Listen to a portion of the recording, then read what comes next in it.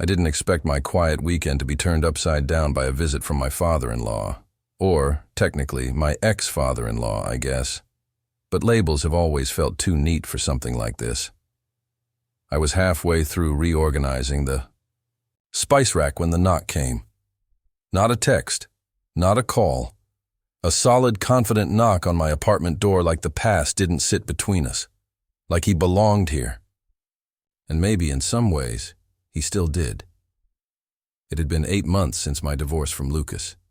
8 months of pretending I was fine. 8 months of learning how silence sounded at the dinner table. How bedsheets felt colder on one side. And yet, when Adrian showed up on my doorstep with his usual leather jacket, salt and pepper beard, and that unreadable expression, my first thought wasn't, why is he here? But he hasn't changed. Adrian had always been the steady one, stoic, but warm in his own dry way. During the years I was with Lucas, I'd grown to look forward to Adrian's visits more than I probably should have. There was something about the way he made even the smallest moments feel like they mattered. He noticed things, like when I started baking through the nights to cope with stress, or when Lucas forgot our anniversary and I spent the evening alone. Adrian always made space for silence but filled it with presence. "Didn't think you'd be home," he said when I opened the door. His voice still had that low, soothing rumble, like tires on gravel. His gaze flicked past me, like he was already bracing for awkwardness. "I don't go out much these days," I replied with a forced smile, stepping aside. He didn't hesitate before stepping in. He never did. Turns out he was in town for a construction conference. He still ran his own firm out in the suburbs, and thought he'd check in. Said he wanted to return a book I'd lent him ages ago, but I knew that wasn't the reason. His hands lingered as he placed the book on my kitchen counter, and I noticed the way his fingers brushed mine. It could have been nothing. Or it could have been something I was too afraid to name. I offered coffee. He accepted. As the kettle started to hiss, I realized how aware I was of his presence, how the air felt heavier, charged somehow, like something unsaid was hovering just out of reach. And that's when I knew. This wasn't just a visit. This was the beginning of something I hadn't let myself imagine, something dangerous, something overdue, something that might change everything. Adrian always had a way of grounding me, even when I was at my most unmoored. He wasn't loud or overly affectionate. He wasn't like Lucas, all flash and flare and charm. But there was a steadiness in him that I'd clung to more than I'd realized, especially toward the end of my marriage, when things with Lucas became brittle and distant. Adrian somehow remained present. I still remember the weekend we tiled his kitchen backsplash together. Lucas bailed last minute to go, golfing with coworkers, but I stayed. Adrian didn't complain. He never did. But I saw the flicker of disappointment before he masked it with a quiet grunt and handed me a trowel. We spent hours in companionable silence, knees brushing, hands grazing as we passed tools back and forth. He'd made a joke about how I was better with grout than Lucas ever was with commitment, and I laughed harder than I should have. That was the first time I looked at him too long. Too deep. "So," Adrian said now, pulling me back to the present as he cradled his mug, "how have you really been?" It was a simple question, but the way he asked it, low, careful, like he actually wanted the truth, made my throat tighten. I took a breath and shrugged, leaning against the counter. "I've been better," I admitted, still figuring things out. He gave a small nod, his eyes holding mine longer than necessary. "You always land on your feet?" "Maybe. But I'm not sure which way is up right now." A soft smirk tugged at his mouth. "That's because you alphabetized your spices wrong. Who puts paprika before oregano?" I blinked, then let out a surprised laugh. "Seriously? You're judging my spice order?" "I'm just saying," he said with a casual sip of coffee. "There's a method to chaos, even yours." There it was, his way of teasing, always dry but warm beneath the surface. And there I was, smiling too wide, holding on to the moment. A beat too long. The rain started mid-afternoon. It had been cloudy all morning, but the downpour hit suddenly, hammering against the windows like a warning. I went to close the balcony door just as thunder cracked overhead. "Looks like you're stuck here for a while," I said without thinking. Adrian glanced out at the drenched street, then back at me. "You kicking me out?" "No, I stopped, then smiled. "Stay as long as you want." He didn't say anything for a moment, just nodded and set his mug down. "I parked a few blocks down," he added. "Not sure I'll even make it to the truck without getting soaked." "You could always crash here," I offered too quickly. "I've got the couch, or the guest room." He raised an eyebrow. "You sure?" I swallowed. "Yeah, I mean, it's not like I've got a packed schedule." There was a quiet between us again, but it wasn't awkward. It was expectant. Later, while I dug around the closet for extra bedding, he stood in the doorway watching me, arms crossed. "You still hoard throw blankets like it's a competitive sport," he said, one corner of his mouth lifting. "They're comforting," I muttered, tossing one at him. "You know what else is comforting?" he asked, catching it. "Not freezing to death. Got anything thicker?" I rolled my eyes. "You can have my duvet, dramatic man." Our eyes met. I meant it as a joke, but the words felt heavier, like an offering. His gaze flickered downward, then returned to mine. Something passed between us, unspoken, electric. "Thanks," he said quietly. That night, the guest room felt too far, and the storm didn't let up. We sat on the couch instead, shoulder to shoulder, a shared blanket thrown over our legs. We didn't talk much. The sound of rain and the occasional burst of laughter from a bad movie filled the space. But I could feel the warmth of his body beside mine. I could feel the gravity of him. Steady, familiar, just a little too close. And I knew with a quiet certainty that this wasn't just comfort. This was something I had no name for yet. But I was already falling into it. One second we were both half dozing on the couch under the shared blanket, the movie casting a dull glow over our faces, and the next, we were swallowed in darkness. The screen cut to black, the quiet hum of the heater died, and the soft warmth that had been seeping through the room evaporated into cold silence. I sat up, startled, blinking into the dark. Adrian shifted beside me. Guess that storm wasn't bluffing. I got to my feet slowly, my legs a little numb from how long we'd been sitting close. "I'll grab some candles, or flashlights, something." "Careful," he murmured behind me. "You know your place turns into a labyrinth in the dark." I ignored the way my chest fluttered at his voice, low and closer than expected, and made my way through the apartment using muscle memory to navigate drawers and cupboards. By the time I came back, Adrian had pulled the blanket tighter around his shoulders and was watching the rain slide down the windows like he was reading a story in it. I set 2 candles down on the coffee table and lit them.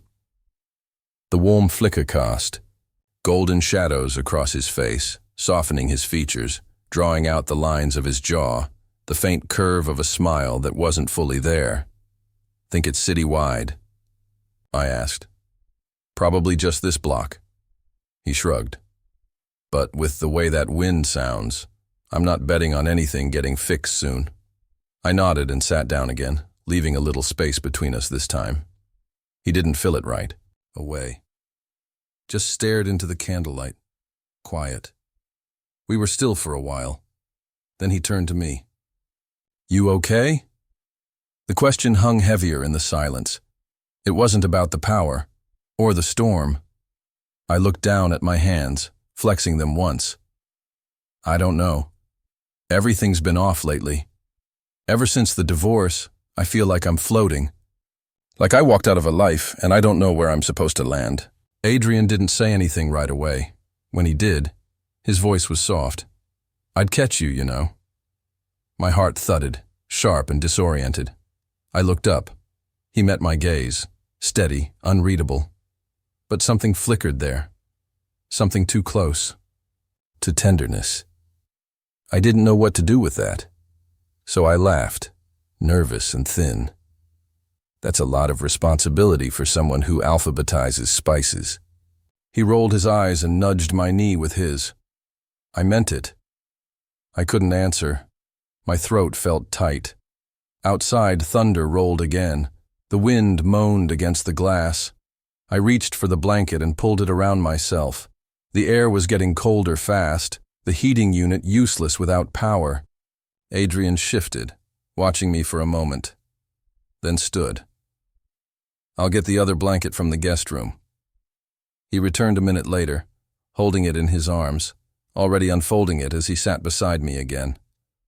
But instead of draping it over himself, he hesitated, then held it open. "You'll freeze like that," he said, too nonchalantly. "Come here." I hesitated. Every nerve in my body pulsed with uncertainty. This was Adrian, my ex-husband's brother, the one constant in the background of a life I was trying to rebuild. But the couch was small, the night was cold, and God, I wanted to lean into him more than I'd wanted anything in a long time. So I did. We ended up pressed shoulder to shoulder, both under the heavy blanket, our arms brushing.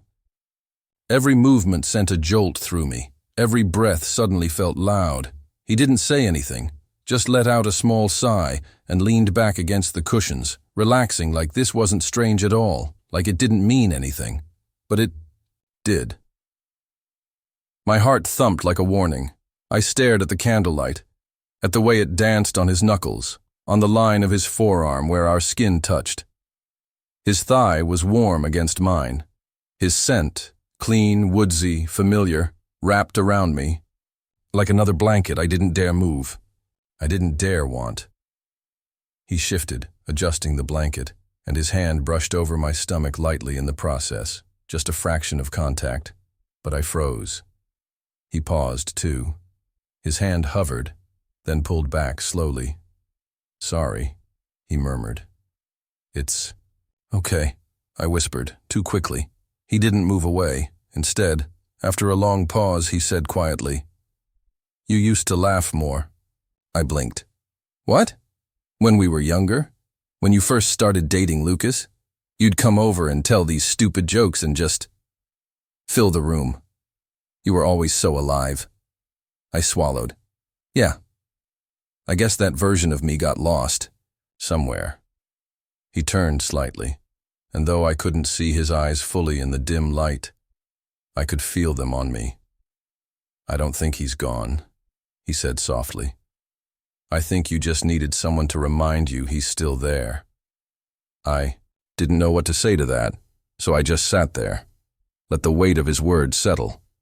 Let myself feel the heat of him against me, the steadiness of his breath, the ache growing in my chest that I'd tried so long to ignore. He didn't pull away. Neither did I. And somehow, in the quiet dark, something shifted between us. Not with words, not with declarations, but with closeness, with presence, with want. And I knew, if I wasn't careful, I was going to fall, hard, and maybe I already had. I didn't sleep that night. Adrian did, eventually. His head tilted toward mine sometime around 3 in the morning, and his breathing evened out, soft and steady. But I stayed awake, staring at the soft flicker of the last candle, watching the wax pool and harden like my thoughts.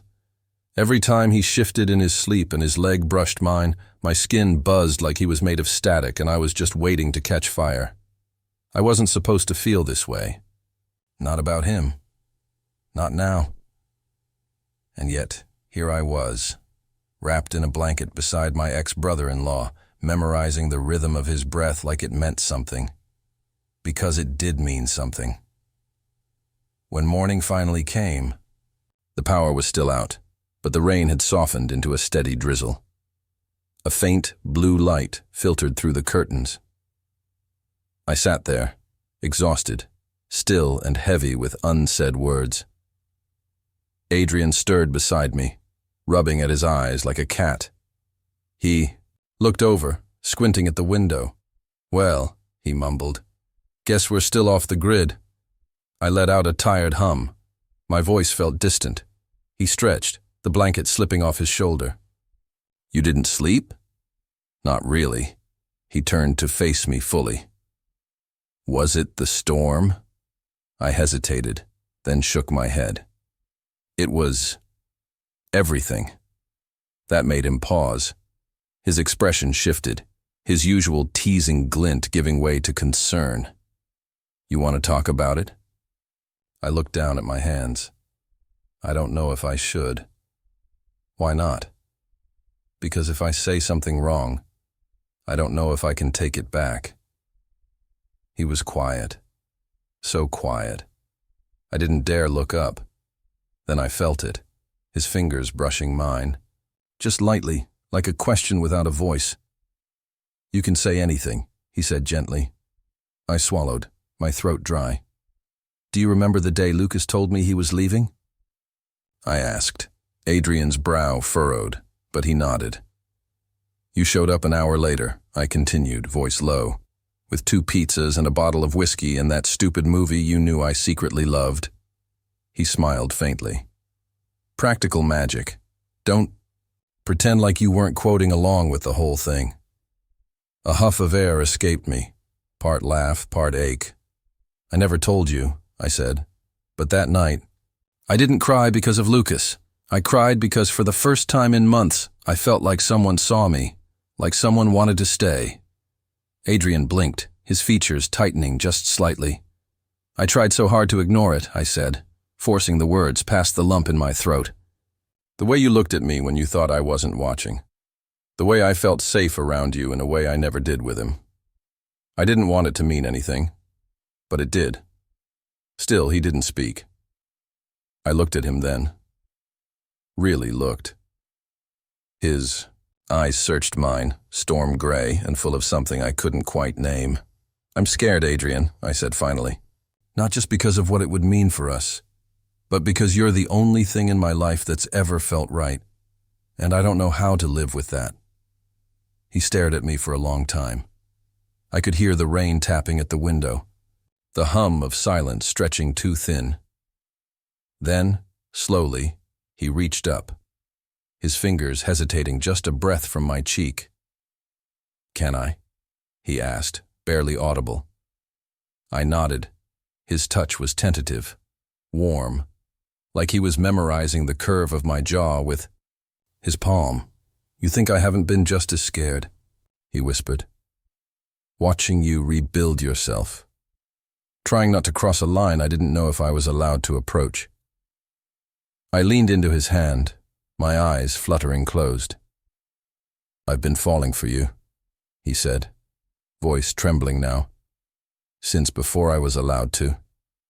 When I opened my eyes again, he was closer, his forehead nearly touching mine. "And I don't care what it complicates," he added. "I just care about you." The breath I let out wasn't steady. It felt like the first real exhale in years. "Don't know what happens after this," I whispered. "Then let's figure it out together." His lips brushed mine, so softly I almost didn't believe it was real. A question, a promise. 1,000 things that had gone unsaid now trembling on our mouths. I kissed him back, gently, then deeper, like something sacred, like something that had waited long enough. His hand cradled the back of my neck, pulling me closer, and I melted into him, every wall, every fear dissolving in that one perfect moment of honesty. When we finally broke apart, foreheads resting together, he laughed, a soft, breathless sound. "Took us long enough," he said. "Yeah," I whispered. "But we're here now, and for the first time in so long here felt like home." I didn't want to move. We stayed curled up on the couch long after the kiss ended, still half wrapped in the blanket, our legs tangled together like we'd done it 100 times before. My head rested on Adrian's shoulder, his hand absently stroking along my arm in slow, lazy arcs. The storm had passed. Outside, everything was quiet. Just damp earth and softened light leaking through the window. It was strange how peaceful it felt. Like something heavy inside me had finally been set. Down! I feel like I should say something wise and mature, Adrian said after a while, his voice low and warm. But all I can think about is how soft your hair is. I snorted, pulling back just enough to look up at him. That's your big moment? Hair compliments? Hey, it's a very soft head of hair, he defended with mock seriousness. Feels like petting a baby duck. A very brooding, emotionally tortured duck. I laughed before I could stop myself. Really laughed. Full and unguarded. God, when was the last time I let myself be like this? Okay, your turn, Adrian said, nudging me lightly with his shoulder. Tell me something ridiculous. I need balance. I thought for a second, then grinned. You know that mug in your kitchen? The one that says world's okayest golfer? Oh no, he groaned.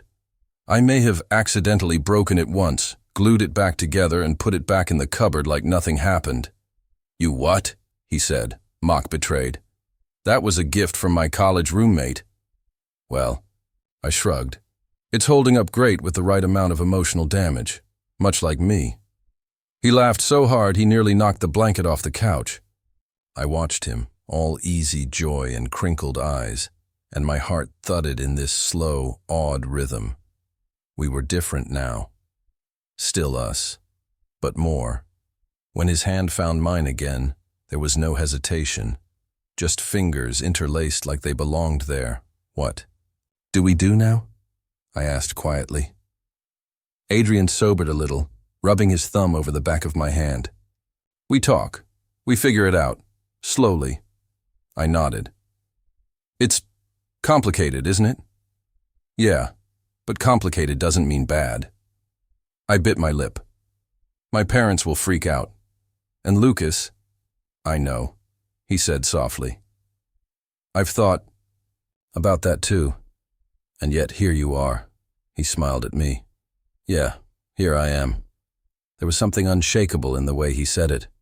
Like he'd already made peace with the storm we'd have to weather next. Like choosing me wasn't a question. Anymore. I don't want to hide this, I said. Not if it's real. He leaned in and kissed my forehead. It's real. The silence after that was different. Comforting. Heavy in a way that felt right.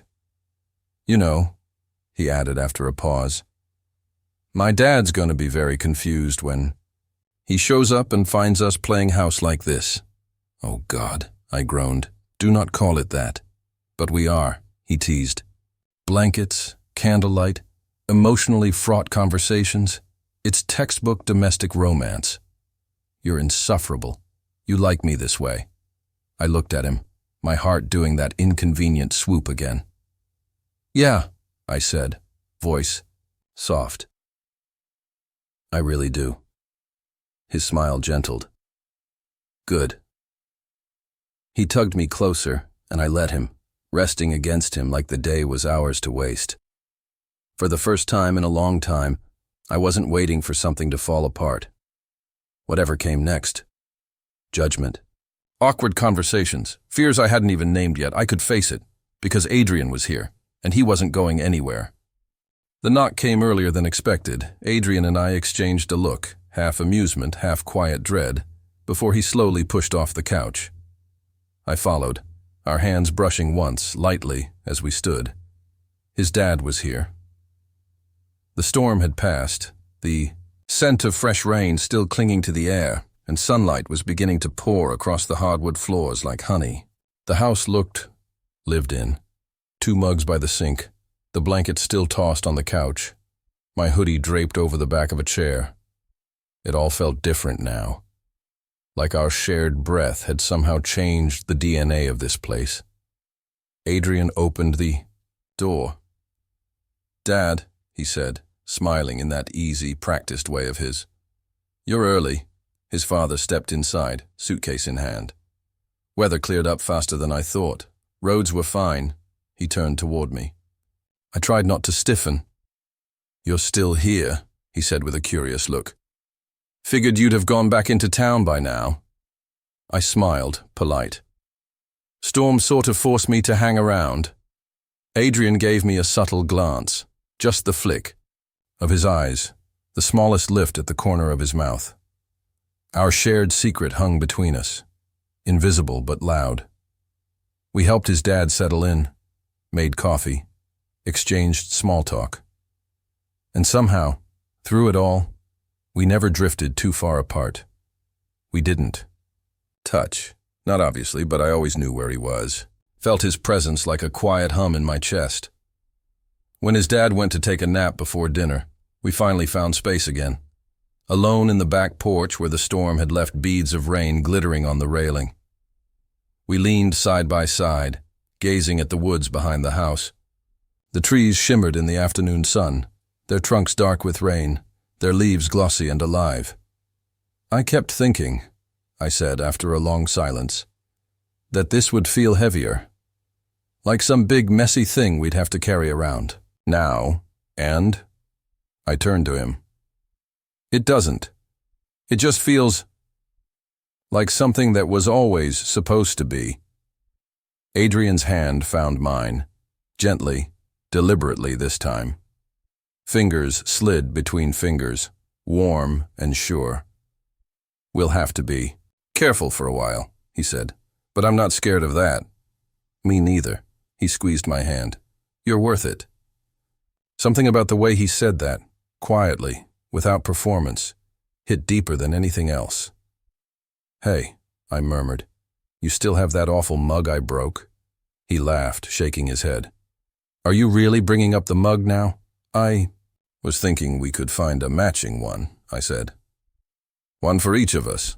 Start a weird little collection, our thing." He grinned. "Okay, but only if mine says emotional duck number 1. I chuckled. "Fine, but I'm making yours pink and glittery. Deal." We stood there a little longer, letting the light spill over us, the kind that only comes after a storm. A quiet, golden promise that things would grow from here. Eventually, he turned to me. "You know this is going to get complicated, right? There'll be things we can't control." "I know," I said. "But for once, I don't feel like I have to figure it all out today." Adrian looked at me, his expression soft and full and unguarded. "I want this with you. Not just the cozy storm stuff. The hard parts too. If you want it." I leaned in until our foreheads touched, eyes closed, the moment suspended. "I do." It wasn't loud. It didn't need to be.